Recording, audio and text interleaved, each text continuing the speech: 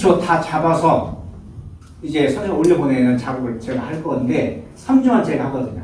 그 신입생들은 반드시 제 손을 통해서 이 고려관에 들어오지 중학생은 한 명도 빠짐없이 제 손을 통하지 않고서는 못 들어와. 규정이.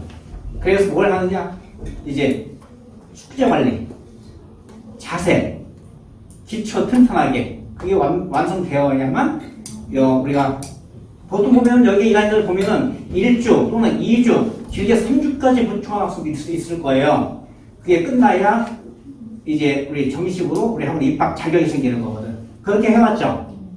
이제 6학년들 어머니께서도 제 3주 동안에 이제 수학의 3개를 저는 이제 수학을 오래 했거든요. 그래서 수학의 3개를 이제 재밌게 쉽게 해서 기초를 다 줄 겁니다. 우리 국어선생님께서 설명 잘 해주시죠.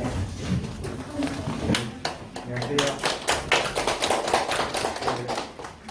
지금 고려학원 인구 국어 전문 강사로 일하고 있는 고진호라고요. 그 바쁜 평일에 또 늦은 시간까지 함께해 주셔서 너무 감사합니다. 그 시간 관계상 좀 할애된 시간이 적어서 최대한 빨리 진행을 해보도록 하겠습니다. 한 세 번째 슬라이드인데요. 그 국어 상담을 학부모님들이 오시면 그 공통적으로 좀 하시는 얘기가 있습니다. 그러니까 또 많이 공감이 가실지 모르겠습니다. 근데 첫 번째 얘기를 좀 해보고 싶은데요. 학원들 오시면 제가 이제 이전 학원이랑 이전 학원에서도 고등부 고2 수업까지 맡았었습니다. 근데 이제 학부모님 만나보면 고등부 학생들 학부모님께서도 이런 얘기를 하세요. 특별히 이제 남자친구들인 경우에 선생님 우리의 착한 건 아니습니다 라는 얘기를 하세요. 근데 처음에 이제 저도 강사 생활 이제 7년, 8년 정도 돼가는데 학부모님들의 좀 관련 없는 하소연들을 제가 많았습니다. 근데 제가 오늘 드리고 싶은 말씀은요. 사실은 이 이야기에서 출발이 됩니다. 제가 이 얘기를 들었을 때 항상 하는 대답이 뭐냐면 어머님 혹은 아버님 책을 많이 읽는다고 국어 성적이 오르지 않습니다라는 얘기입니다. 실제로 제가 사례로 너무 많이 이야기할 수 있는데요. 국어의 방법론을 모르고 책만 많이 읽는 아이들이 오히려 평균치 이하로 국어 성적이 떨어질 가능성이 높습니다. 근데 제가 담보해 드릴 수 있는 건 뭐냐면 이 이야기의 역은 성립한다는 거예요. 국어 성적이 오르면 아이가 책을 읽게 되어 있습니다. 제가 가장 가까운 사례를 얘기해 드릴게요. 이 근방에서는 광장동의 광남 양진을 빼놓고는 객관적인 지표로 광장중학교 문제가 제일 어렵습니다. 9번은. 근데 이 친구가 2학년 2학기 기말고사에 저한테 왔는데 남자친구였습니다. 똑같이 어머니가 이 얘기를 하셨어요.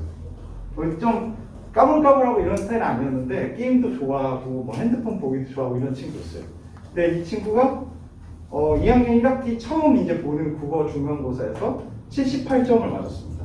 정확하게 기억하는데요. 그러니까 광장중이 어렵다고 해도 잘 맞은 성적은 아닙니다, 결국. 근데 저하고 이제 수업을 하면서 계속 100점을 맞고, 이제 3학년이고 이제 그 고등학교 진학하면서는 대치동으로 이사를 갔는데, 그 전에 광장중학교 전교 1등을 주고 갔습니다. 국어는 확실하게 전교 1등이었습니다. 근데 이 친구 어머니가 이제 이사를 가야 돼서 이제 학원을 이제 저하고 상담을 하시면서 마지막에 그런 얘기를 하시더라고요. 선생님이 해주시는 얘기가 뭔지 몰랐는데 이제 알게 됐습니다. 라고 얘기하시면서 어떤 얘기를 하시냐면 이 친구가 국어 100점을 맞은 이후로 국어 부장을 하게 됐다는 겁니다. 그러니까 뭐 국어 부장이라고 해도 별게 없는데 뭐 아이들이 숙제 걷고 뭐 공지사항 카톡으로 전달하고 이 정도인데 그렇게 되면서 어떤 현상이 발생했냐면 교내나 교외에 어떤 비평, 독후감, 토론대회가 있을 때마다 이 친구를 내보내는 거예요. 국어 선생님이. 그럼 이 친구는 자기의 자력은 아니지만 어떤 주변의 기대에 부응하기 위해서 이것도 잘해야 되는 겁니다. 넌 국어 100점이니까 이것도 잘할 거 아니야. 라는 어떤 물음 속에서 책을 읽는 분위기가 자연스럽게 형성되는 겁니다. 그러니까 중학교 때 국어 100점이 갖는 의미는 단순히 어떤 내신 성적으로 환산할 수 있는 것 이상의 의미를 갖는 겁니다. 고등학교 얘기를 많이 들으셨으니까 좀 가까운 이야기로 땡겨오겠습니다. 지금부터 한 10년 전에 2012년 정도 쯤으로 해서 교육과정이 바뀌면서 중등 교육 과정이 개편되게 됩니다. 근데 여기 중에 이제 자제분이 고등학생이시거나 혹은 대학생이신 분들은 더 잘 알겠지만 자유학기제라는 게 도입이 되는데 이 자유학기제의 원래 취지는 뭐였냐면 교과목으로 배울 수 없는 것들, 예를 들면 인성, 진로, 그리고 예체능 같은 것들을 중학교 교육에서 확장시키자는 것입니다. 그래서 가장 큰 변화가 뭐였냐면 부원장님도 얘기를 해주셨지만 1학년 시험이 없어졌습니다. 근데 저는 이게 너무 큰 변화라고 생각하는데요. 10년 전만 해도 아이들이 중학교 이제 교복 안 어울릴 때, 여기 예비중일 부모님께서도 앉아 계시겠지만 중학교 교복에 막 크고 안 어울릴 때 시험을 봤어요. 그러니까 아이들이 경각심이 있었어요.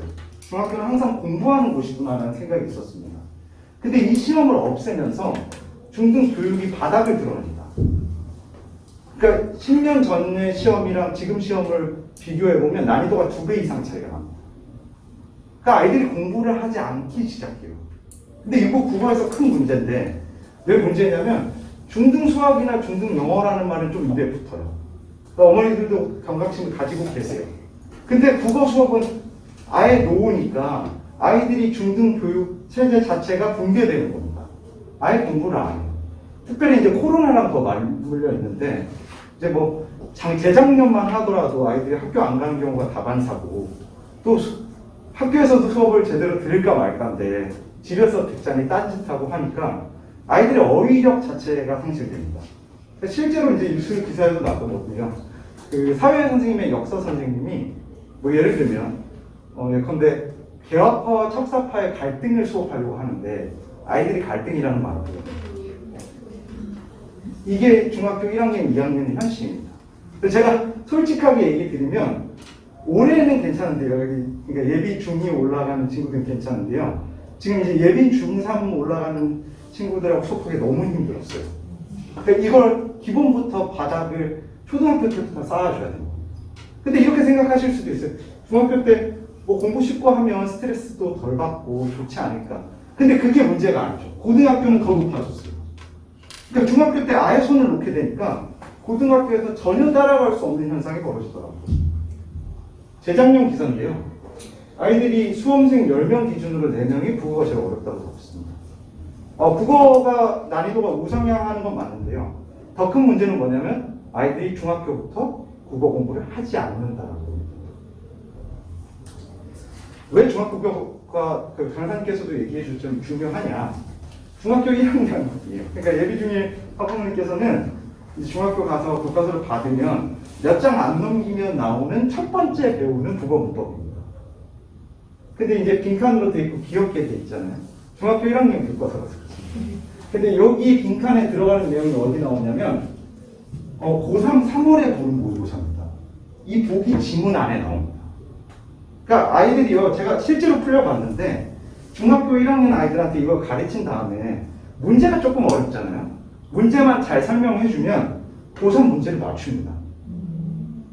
그러니까 이건 영어랑 수학이랑 달라요. 그러니까 영어나 수학은 아무리 중학교 1학년이 공부를 잘해도 고등학교 3학년 문제를 푸는 데는 좀 어렵지만 국어는 이게 가능해요. 그러니까 미리 그냥 수능 때까지 대비가 되는 겁니다. 그리고 이 중학교 1학년 때 내용이 어디로 나오냐? 중3 때 내용으로 이루어져요. 그러니까 당연한 얘기겠지만 국어단 모르는 아이가 어떻게 방정식 풀고 함수 풀 수 있겠습니까? 근데 국어도 마찬가지예요. 중학교 3학년 가서 국어가 어렵다? 중학교 1학년 때 공부하지 않았어요. 더 큰 걸 얘기해 드릴게요. 문제 자체가 똑같이 나옵니다. 문제 자체의 형식이 똑같이 나와요. 이거 용복중이 쓰는 교과서거든요. 제가 직접 발제를 했는데 이 문제가 수능 문제예요. 그러니까 중학교 3학년 때 공부를 잘했다. 제가 제일 안타까운 게 뭐냐면 학부모님들께서 국어 공부를 시킬 때 암기 과목처럼, 그러니까 비하하는 건 아니지만 암기 과목처럼 공부하고 일회성으로 버릴 것처럼 취급하시는데 그게 아니라 똑같이 이거예요. 그러니까 너무 원론적인 얘기가 될 수도 있는데요. 제가 강조드리는 이유는 뭐냐면 제가 이제 타학원에서 지금 고등학교 3학년 그리고 특별히 특목고 있는 아이들 컨설팅 하고 있거든요. 그래서 어떤 자소서나 또 이제 대학 수시 포트폴리오 만드는 작업을 하고 있는데 그 친구 중에 한 명이었습니다. 근데 고등학교 1학년 1학기 시험인데 이게 이제 그 가정통신문입니다. 근데 여기 조그맣게 수학 용어가 있고요. 여기 긴 칸의 범위가 다 뭐냐면 국어 시험이에요. 이게 1년치 범위가 아니고요. 한 학기에 하나 고사의 범위입니다. 이 학교가 일반 사립고 중에는 가장 공부를 잘하는 학교입니다. 왜 이렇게 냈는지를 아셔야 돼요. 그러니까 제일 중요한 건 뭐냐면 국어는 아무리 공부해도 모든 시를 본다, 모든 소설을 본다가 불가능합니다. 그러니까 되도록 최대한 많은 문학작품과 혹은 많은 작품들과 접하게 할 수 있도록 이렇게 무리해서라도 시험 범위를 내는 거예요. 그럼 이 작업을 강남에 있는 친구들, 그러니까 우리가 중국동 안에서만 겨룰 게 아니잖아요. 대학에 가기 위해서. 강남이나 대치동에 있는 친구들과 겨루기 위해서는 우리도 중학교 때 이미 많은 작품들과 친구들이 익숙해지고 친숙해질 수 있는 훈련을 해야 된다. 너무 원론적인 얘기지만 단계가 있고 모든 공부에는 국어도 예외가 아니다. 사실이고요. 그러면 어떻게 제가 얘기하는지 또 설명을 드리도록 하겠습니다. 이제 여기 계신 부모님께서는 중학교 1학년 그리고 중학교 1학년 올라가는 친구들 아직 시험을 안 봐서 감이 없으실 텐데요. 시험 날 그냥 제 카톡입니다. 그냥 거의 100점 맞고요. 조금 어려워하는 친구들은 있어요. 그 친구들은 중학교 때나 초등학교 때 어떤 기본적인 교과목에 대한 이해가 부족한 친구들. 국어 문제가 아니에요. 그래서 제가 다 끌어서 토요일 보충시키고 해서 이렇게 만듭니다. 결국. 근데 제가 중학교 때 100점을 한번 경험하게 하는 이유는 아까 얘기 드린 거였습니다. 책을 읽게 만들기 위해서. 근데 아이들이 이제 국어 공부하면서 제일 어려워하는 지점이 뭐냐면요. 뭘 알고 뭘 모르는지를 잘 모르는 거예요. 그러니까 영어 수학은요, 확실하게 알아요. 내가 공식을 모른다. 아예 문제를 풀 수가 없습니다. 근데 국어는 우리말이라 내가 어디까지 알고 어디까지 모르는지를 정확하게 알기가 어렵습니다. 그래서 제가 뭐 하냐면 지금 이제 국어 수강하고 있는 친구들 통해서 아시겠지만 프린트로 유인물을 매번 나눠주고 매번 단위로 시험을 보고 이 시험을 통과하지 못하면 제시 넘을 시킵니다. 그러니까 이걸 처음 아이들이 버거워해요. 근데 이 작업이 너무 필요합니다. 근데 이거 버거워하는 이유는 국어 공부를 이렇게 해본 경험이 없어요. 국어를 수학이나 영어처럼 체계적으로 학습해본 경험이 없는 겁니다. 그래서 이 작업부터 시키고 있고요. 그리고 제일 중요하게 생각하는 건 이 국어 2시간은 저는 안 차겠습니다. 저는 숙제나 어떤 집에서 하는 공부 자체를 그렇게 중요성을 잘 모르겠어요. 그러니까 저는 신뢰할 수가 없습니다. 집에서 하는 것 자체. 그래서 2, 3학년이 되면 제가 더 학원을 더 많이 두고요. 제 눈앞에서 이루어질 수 있도록. 그 2시간은 머리가 지끈지끈하고 손이 아파야 된다는 게 솔직히 아이들한테도 많이 얘기하거든요. 1학년 나이 필기예요. 그러니까 이렇게 빼곡하게 필기하고 빼곡하게 이해하고 가는 게 중요하지. 집에 가서 해보겠다. 100문제 풀어도 저는 그렇게 의미 부여를 하지 않습니다. 그래서 이게 어떻게 되냐. 이 필기가 그대로 이어지는 거예요. 저는 한 문제 맞고 한 문제 틀리고에 관심을 갖는 게 아니라 이 친구 이제 중학교 3학년이 됐는데요. 요번 국어, 저번 국어군요. 저번 국어 100점 맞았고 저번에 하나 틀렸습니다. 동대구 친구인데 시험에 이렇게 낙서처럼 부리는 게 많잖아요. 알고 있는 거 다 잘난 척하는 거. 그러니까 문제 이상으로 이 문제 맞추는 관심이 없고 내가 아는 거 다 쓰겠다 이렇게 가는 거예요. 그러니까 이 자신감이 있어야 고등학교 국어나 더 높은 난이도에 가서도 버틸 수 있는 거예요. 그리고 이제 모의고사를 얘기 드리고 싶어요. 그럼 국어 모의고사 공부는 어떻게 하냐? 이제 선행학습에 대한 얘기를 강사님들이 얘기를 하셨지만 저는 자연스럽게 보는 게 좋다고 생각합니다. 그러니까 용국중 교과서입니다. 용국중이 이제 성석재라는 소설가의 작품이 실렸습니다. 근데 이 똑같은 작가의 다른 작품이 고등학교 3월 6월 모의고사에 나온 적이 있습니다. 그럼 아이들이 내신을 대비하거나 내신을 복습을 하는 과정에서 그냥 이것만 공부하고 잡수 보고 평가 문제 보고 끝나는 게 아니라 여기까지 보게 만드는 겁니다. 왜냐하면 어렵지 않아요. 국어는 이 단계를 넘나들기가 어렵지 않거든요. 그럼 여기까지 모의고사로 보고 복습을 하는 순간 내 것이 되는 겁니다.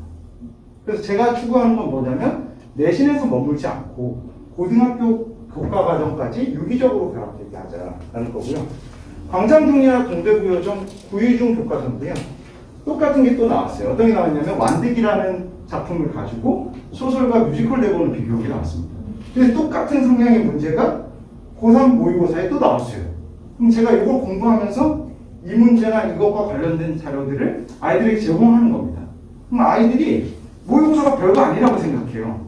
봤더니 내신이랑 별거 안 되는 게 없고 관련도 많고 어렵지도 않네 라고 생각하는 순간 중등국어는 반 이상의 성공을 거둔 거거든요.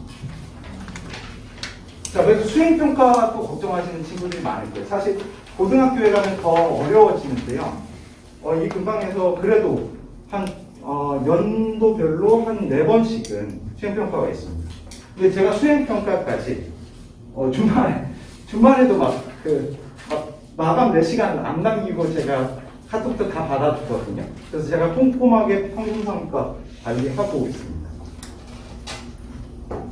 자, 그래서 제가 말씀드린 건 뭐냐면 첫 번째, 중학교 국어 100점은 내신 100점이라는 어떤 수렴화된 숫자 이상의 의미를 갖는다. 라는 거. 두 번째, 내신을 공부할 때는 항상 모의고사를 염두해야 된다. 세 번째, 수업 외에 수행평가까지 국어 수업에서 책임지고 있다는 점을 말씀드리면서 오늘 국어 설명회는 잠시 마치도록 하겠습니다.